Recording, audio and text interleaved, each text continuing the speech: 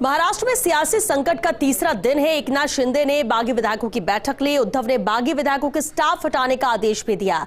शिवसेना ने 4 और विधायकों को अयोग्य ठहराने की मांग उठाई है। शिवसेना ने विधानसभा के डिप्टी स्पीकर को इससे लेकर चिट्ठी भी भेजी। शिवसेना ने गुरुवार को 12 विधायकों को अयोग्य ठहराने की चिट्ठी लिखी है। तो लगातार सियासी संकट यहां पर गहराता जा रहा है। जिस तरह से महाराष्ट्र में सियासी संकट का तीसरा दिन है और अपने अपने स्तर पर अपने अपने मोर्चे यहां पर संभाला गया है। मुंबई से गुवाहाटी तक बैठकों का दौर जारी है। एक तरफ तो एकनाथ शिंदे ने बागी विधायकों की बैठक ली है, तो उद्धव ने भी बागी विधायकों के स्टाफ हटाने का आदेश दे दिया। शिवसेना ने 4 और विधायकों को अयोग्य ठहराने की मांग उठाई। इधर शिवसेना ने विधानसभा के डिप्टी स्पीकर को इसे लेकर चिट्ठी भी भेजी है। शिवसेना ने गुरुवार को 12 विधायकों को अयोग्य ठहराने को लेकर चिट्ठी लिखी थी। और चलिए इस पर ज्यादा जानकारी के साथ मुंबई से सहयोगी ऐश्वर्य प्रधान हमारे साथ जुड़ चुके हैं। ऐश्वर्य, बिल्कुल इस सियासी संकट का कहीं विराम नहीं मिल पा रहा है। हर कोई अपने स्तर पर कोशिश कर रहा है, फिर चाहे वो एकनाथ शिंदे हो जो विधायकों को लेकर गुवाहाटी में बैठे हैं, या फिर हम यहाँ महाराष्ट्र की बात कर ले, मुंबई की बात कर ले। फिलहाल क्या अपडेट मिल पा रहा है मुंबई से?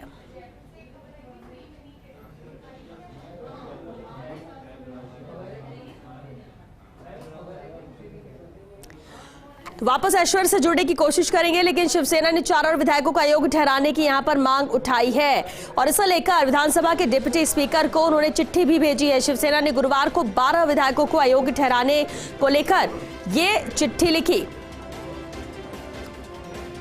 12 विधायकों को अयोग्य ठहराया जाए, इसको लेकर चिट्ठी लिखी है शिवसेना ने, और शिवसेना ने विधानसभा के डिप्टी स्पीकर को ये चिट्ठी भेजी है। दूसरी तरफ गुवाहाटी में एकनाथ शिंदे ने बागी विधायकों की बैठक ली। इधर शरद पवार से मुलाकात के बाद संजय राउत का भी बयान आया और कहा कि हम हार मानने वाले नहीं हैं। बागी विधायकों ने बहुत गलत कदम उठाया है, हमारे पास बहुमत है, हम जीतेंगे।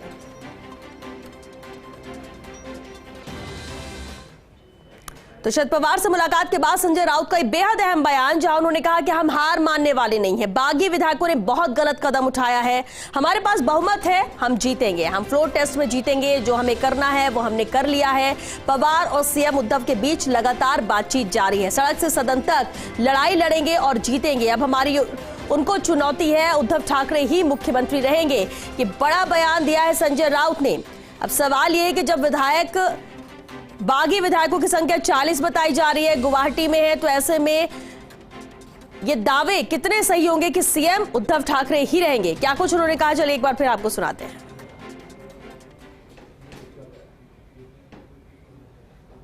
हम हार मानने वाले नहीं, हम जीतेंगे, फ्लोर ऑफ द हाउस पर जीतेंगे। अगर लड़ाई सड़क पर हो गई तो वहां भी जीतेंगे। जिसको हमारा सामना करना है मुंबई में आ सकते हैं। बहुत ही गलत कदम उठाया है लोगों ने, उनको हमने मौका भी दिया वापस आने का। अब मुझे लगता है टाइम निकल चुका है। अभी हम ऊपर बैठे थे, माननीय शरद पवार जी से, अनिल देसाई जी थे, गृह मंत्री वळसे पाटिल साहब थे, वहाँ मुख्यमंत्री जी का भी बातचीत हो गई। लेकिन पूरी तैयारी है, आप आइए, अब हमारा चैलेंज, आप आइए। और चलिए सीधे रुक करते मुंबई का सहयोगी ऐश्वर्य प्रधान हमारे साथ जुड़ रहे हैं। ऐश्वर्य, संजय राउत का जिस तरह से बयान है, बहुत बड़ा बयान है कि हम फ्लोर टेस्ट के लिए भी तैयार हो। इन विधायकों ने जो किया, बागी विधायकों ने, वो बहुत गलत किया। मौका हमने दिया, लेकिन अब वक्त निकल चुका है।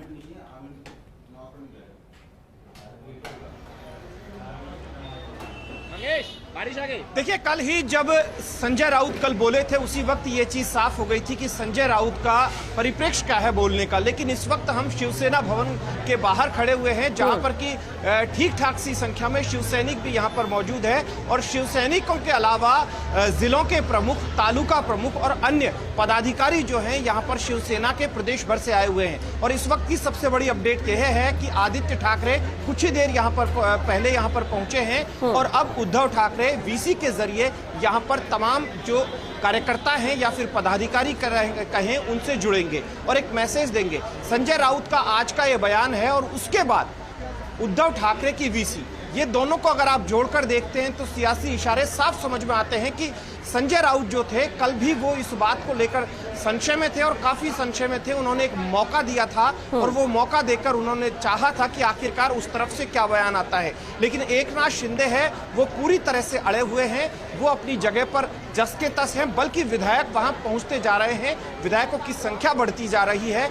ऐसे में बड़ी बात यह है कि अब उनमें से एकनाथ शिंदे या वो लोग क्या कानूनी सहायता लेते हैं और कौन से कानूनी रास्ते के जरिए जो सिंबल की बात की जा रही है उस सिंबल का रास्ता क्या निकालते हैं या फिर ये एकजुट होते हैं। लेकिन फिलहाल जो है यहाँ पर शिवसैनिकों ने जमकर नारेबाजी की है और उन्होंने उद्धव ठाकरे के समर्थन में नारेबाजी के अलावा बाला साहब ठाकरे के जो अब तक के आदर्श है या उनकी राजनीति रही उस राजनीति पर आगे चलने का सभी से आह्वान किया है। और जब उनसे बातचीत की गई शिवसैनिकों से तो उन्होंने गुस्सा जाहिर करते हुए कहा कि यदि एकनाथ शिंदे और उनके साथ के विधायक नहीं लौटते हैं तो ऐसे में पूरे महाराष्ट्र में उनकी खिलाफत की जाएगी, उनको उनके क्षेत्र में नहीं घुसने दिया जाएगा। इस तरीके से गुस्सा जाहिर किया है। लेकिन उन्होंने फिलहाल गुस्सा जाहिर किया है, उस गुस्से को जाहिर करने के बाद आगामी दिनों में क्या तस्वीर होगी ये देखना महत्वपूर्ण होगा। अब आप देखिए कि किस तरीके से स्थितियां हर घंटे बदलती जा रही है, हर घंटे जो बयान आ रहे हैं श्वेता वो आप बखूबी देख पा रहे हैं। लेकिन मैं यहाँ की फिर से आपको तस्वीर दिखाता हूँ कि यहाँ का क्या नजारा है। आपको विजय जो है कैमरा पर्सन वो दिखाएंगे। फिलहाल बारिश भी शुरू हो गई है। कल से मुंबई में बारिश नहीं हुई थी, हल्की फुल्की बूंदाबांदी थी, लेकिन अब जो बारिश का दौर भी शुरू हुआ है। लेकिन ये बारिश है इस उमस में कितनी राहत दे पाती है, जो सियासी उमस लगातार बढ़ती जा रही है, इस सियासी उमस में कितनी राहत देगी ये देखने वाली बात होगी श्वेता।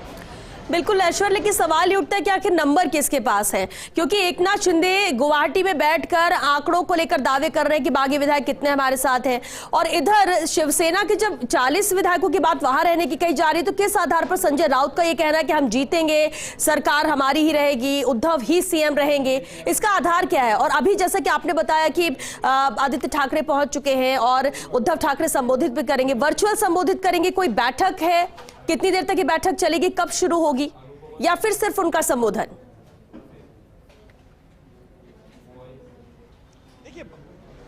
देखिए पहले 12 बजे के आसपास ये बैठक थी, उसके बाद 1 बजे हुई और अब ये बैठक का टाइम जो है 1:30 बजे के आसपास का किया गया और कुछ ही देर पहले ये बैठक जो है ये शुरू हो गई है। फिलहाल उद्धव ठाकरे के बोलने का इंतजार है कि उद्धव ठाकरे क्या बोलेंगे।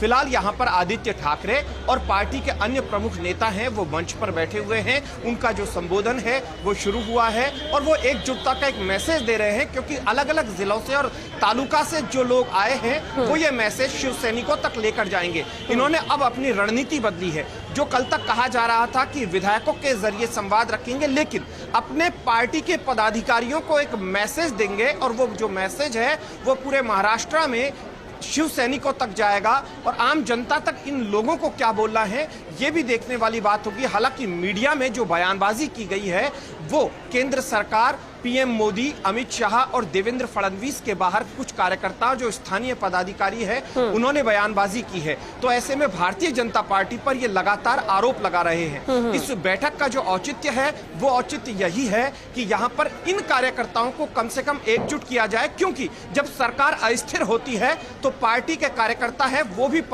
पशुपेश में पड़ जाते हैं, संशय में पड़ जाते हैं कि आखिरकार होगा क्या, उनकी विचारधारा क्या रहेगी, वो किसके साथ जुड़े रहेंगे, वो किस पार्टी के साथ रहेंगे, सरकार बचेगी या नहीं बचेगी, भविष्य क्या होगा। ये तमाम जो प्रश्न होते हैं उन प्रश्नों का जवाब उनकी पार्टी के प्रमुख नेताओं के जरिए ही मिल पाता है। एक नारा आज यहाँ पर लगाया गया कि बाला साहब या उद्धव साहब अंगार है, बाकी सब भंगार है। तो यहाँ पर ताकत भी यहाँ पर दिखाई गई। जी